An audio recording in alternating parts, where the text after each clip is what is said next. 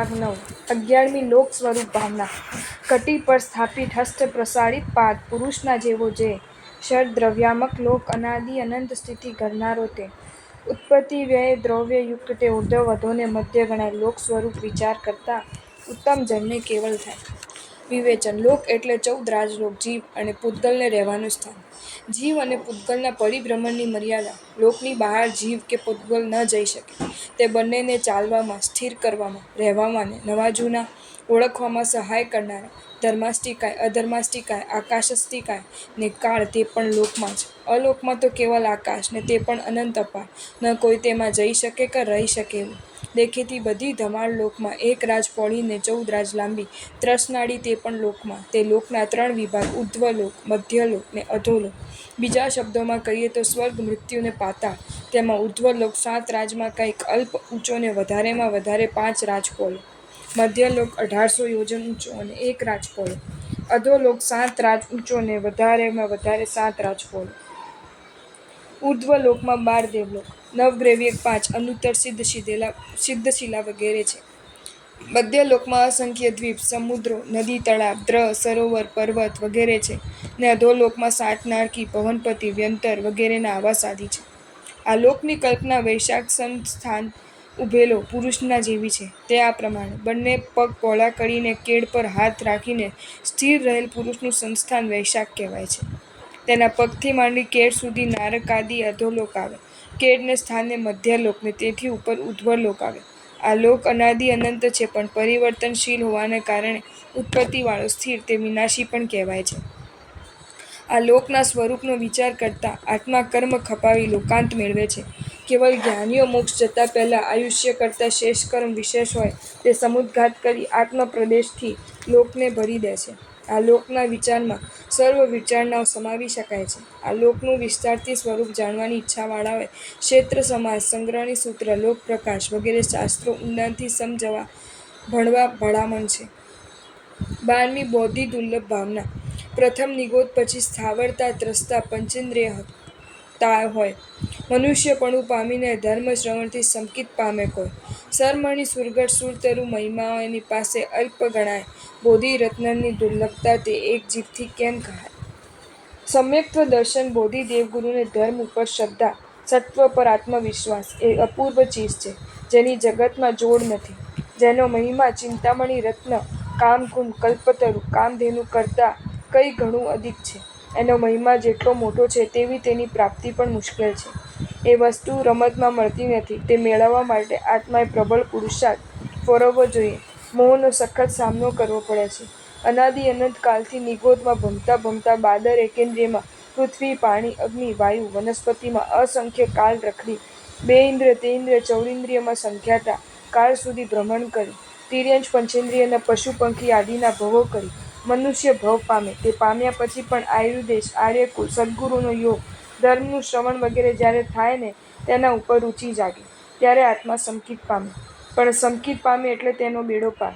સંકિત પામ્યા પછી અવશ્ય અર્ધપૂતગલ પરિવર્તનમાં તે મોક્ષ મેળવે. સંકિત પામ્યો એટલે એ પરમપદનું પગથિયું ચડતા શીખ્યો. કદાચ પડી જાય તો ફરીથી ચડે પણ તેને ચડતા આવડી ગયું એટલે તે છેવટે ઠેઠ પહોંચવાનો જ. સંકિત મેળવવા માટે પડતી મુશ્કેલીઓનો અને તેના પ્રભાવનો કહેતા પાર આવે તેમ નથી. એક જીભથી તો એ ગાઈ શકાય નહીં. જગતના જીવ માત્ર સંકિત પામો.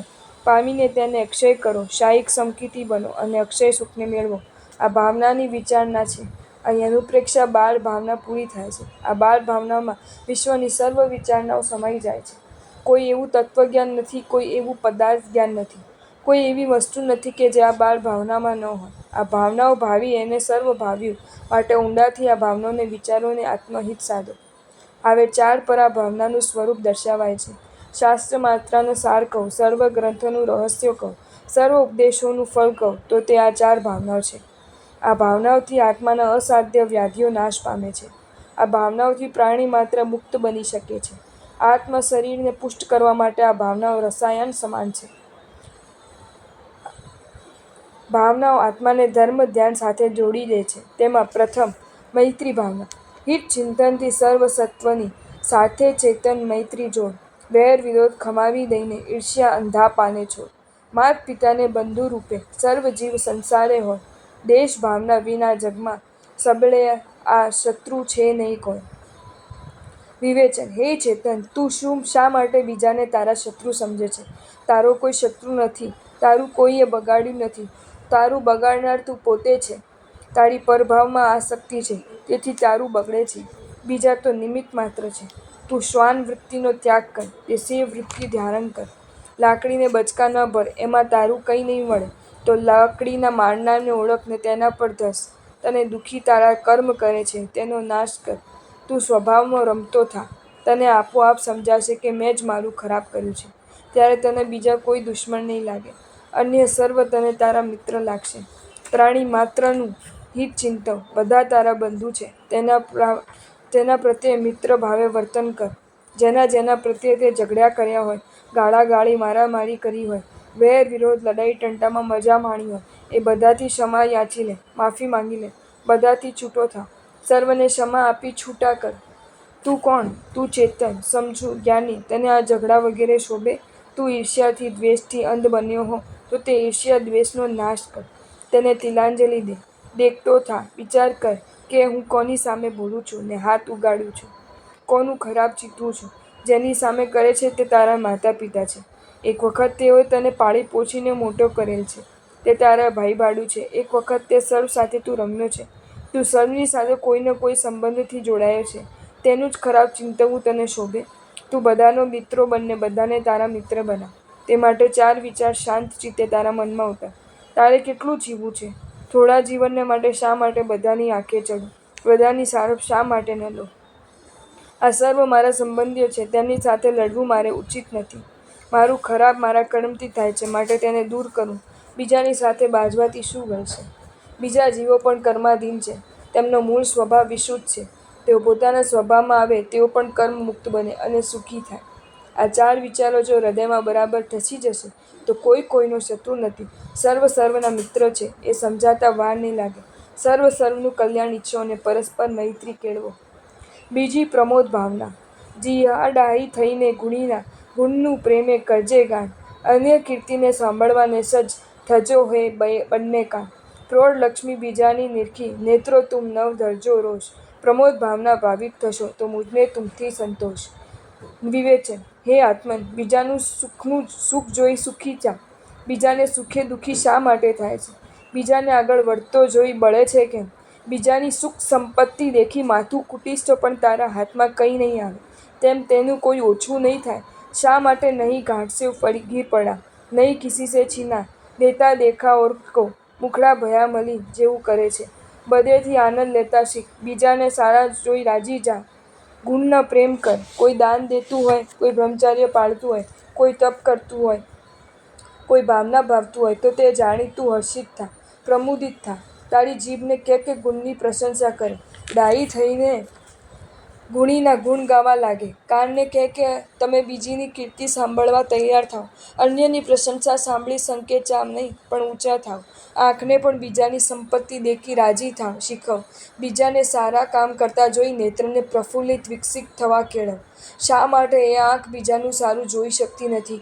કેમ મીંચાઈ જાય છે? કેમ ફરી જાય છે? એની એ બધા ટેવ ભૂલાવી દે અને કે તમે રાજી થશો તો તમારાથી હું પણ રાજી થઈશ.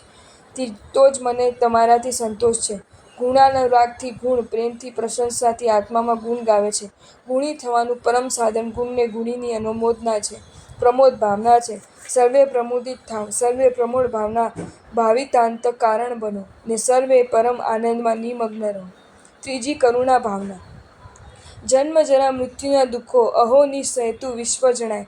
તણ ધન વણિતા વ્યાધિની ચિંતામાં સારો જન્મ ગમાય. શ્રી વિતરાગ વચન પ્રવણનો આશ્રય જો જણથી કરાય તો દુઃખસાગર પાર જઈને મુક્તિપુરીમાં સૌખ્ય પમાય.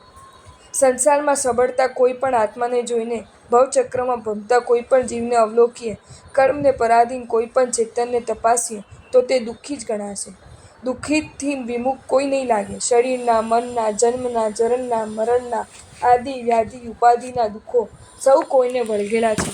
પોતાના અને પરના સર્વ દુઃખો દૂર કરવાનું પરમ સાધન કરુણા ભાવના છે. કોઈને પણ દુઃખી જોઈ હૃદય પીઘળી જાય. એ દુઃખ જોઈ ન શકાય. ચિત્ત દ્રવી જાય. મનમાં એમ થાય કે એનું દુઃખ નાશ પામે, એ સુખી થાય. મારાથી બનતા પ્રત્યે પ્રયત્ને હું તેને દૂર કરું. બાહ્ય દુઃખો કરતાં આત્માને આંતરિક દુઃખો ખૂબ દુઃખી કરે છે. ફરી ફરી તેમાંથી નવા ને નવા દુઃખો જન્મ પામે છે. તે દૂર કરવાની ખાસ જરૂર છે. કરુણાવાળો આત્મા વિશ્વના સર્વ જીવોનું બાહ્ય કે અંતર દુઃખ ધનથી ને સદુપદેશથી દૂર કરવા અસમર્થ છે. તે સર્વ દુઃખનો નાશ કરવાનો ફક્ત એક જ ઉપાય છે, ને તે કરુણાનો વિચાર બળ સર્વે બળ કરતાં ચડિયાતું છે. ભાવનાની તાકાત બધી તાકાત કરતાં અધિકી છે. જો મનમાં એમ જ રમતું હોય કે આ સુખી થવો જોઈએ તો થાય જ, કેમ ન થાય? માટે હંમેશ વિચારવું કે સર્વે સુખી થાય, બધા દુઃખો નાશ પામે, દુઃખ મુક્ત થવા સર્વે વિતરાગ ભગવંતના વચનને અનુસરો. આવી કરુણા ભાવના ભાવવાળો આત્મા પોતાના પ્રાપ્ત થયેલ સાધન સંપત્તિથી બીજાને સુખ મળવા પ્રયત્ન કરતો રહે છે. તે ભાવના બળે પોતે પરમ સુખ મેળવી બીજાને સુખી કરે છે. ચોથી માધ્યસ્થ ભાવના. કર્મ તણે અનુસારે જીવે, સારા નરસા કાર્ય કરાય. રાગ દ્વેષ સ્તુતિ નિંદી કરવે, તેથી તે નવયુક્ત ગણાય. બલાત્કારથી ધર્મ પ્રેમ વિતરાગ, પ્રભુથી પણ શું થાય? ઉદાસીનતા અમૃતસરના પાન થકી ભવ ભ્રંતિ જાય. જગતના જીવ માત્ર કર્માધીન છે. પોતે કરેલ કર્મને અનુસારે તે પ્રવર્તે છે. સારા બુરો કાર્ય કરે છે. સુખી દુઃખી થાય છે. કોઈને સુખી જોઈ આના મેં સુખી કર્યો છે, એ મારાથી આગળ વધ્યો છે, એવી અભિમાનની વૃત્તિ ધારણ કરવી એ પાપ છે, એ અનર્થકારી છે. એ જ પ્રમાણે કોઈને દુઃખી જોઈ મેં આને આમ કરવા કહ્યું હતું, છતાં તેણે તે પ્રમાણે ન કર્યું, એ દુઃખી થયો. મારું માન્યું જ નહીં ઇત્યાદિ ખેદ કરવો એ પણ ઉચિત નથી, યુક્ત નથી. એથી પણ અહિત થાય છે. એ બંને રાગ દ્વેષની છાયા છે. બીજાનું હિત કરવા સન્માર્ગ બતાવો ને એ એને અનુસરે ને સુખી થાય તો તે જાણીને જોઈને રાજી થાવ. ન અનુસરે ઊંધે માર્ગે જાય ને દુઃખી થાય તો વિચારો કે એ જીવ પ્રબળ કર્મને આધીન છે, કરુણા પાત્ર છે, પણ તમારા મનને મલિન ન કરો. સર્વશક્તિમાન વિતરાગ પરમાત્મા પણ પરાને ધર્મ કરાવતા નથી. તીર્થંકર ભગવંતો એકાંત હિતકારીની દેશના દેતા હોય છે, જે કદી અફળ નથી જતી, છતાં કેટલાક મહાકર્મી આત્મીઓને એ નથી રૂચતી. એથી શું?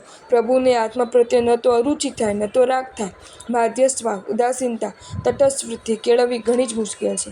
જેટલી મુશ્કેલ છે એટલી જ કેળવ્યા બાદ લાભદાયક છે. સંસારમાં શિવ સુખના આસ્વાદની છાયા આ ઉદાસીન ભાવમાં રહેલી છે. આ ભાવના કેળવાય એટલે ભવચક્રના પરિભ્રમણની પૂર્ણતા થાય છે. સર્વે સમભાવમાં માધ્યસ્થ ભાવનામાં લીન બનો ને પરમ પદને પામો. મૈત્રી, પ્રમોદ, કારણ્ય અને માધ્યસ્થ એ ચાર ભાવના જેની સાધી તેનું સઘળું સાધ્યું છે. એ સિવાયનું સર્વ અફળ છે. ઉખર ભૂમિમાં ખારા પાટમાં અનાજ વાવવા જેવું છે. એ ઉગે તો નહીં, પણ વાવેલું એ જાય. એ જ પ્રમાણે ભાવના વગર જે કંઈ કરવામાં આવે એ બધું નકામું જાય છે. માટે અંતઃકરણને ભાવનાથી રંગી શુદ્ધ બનાવી ધર્મ આત્મહિત કરવામાં પ્રયત્નશીલ થવું. જો તમને આ વિડીયો ગમ્યો હોય તો આ વિડીયોને લાઈક કરો અને મારી ચેનલ જૈન ફેક્ટ્સ એન્ડ સ્ટોરીઝને સબસ્ક્રાઈબ કરો. ધન્યવાદ.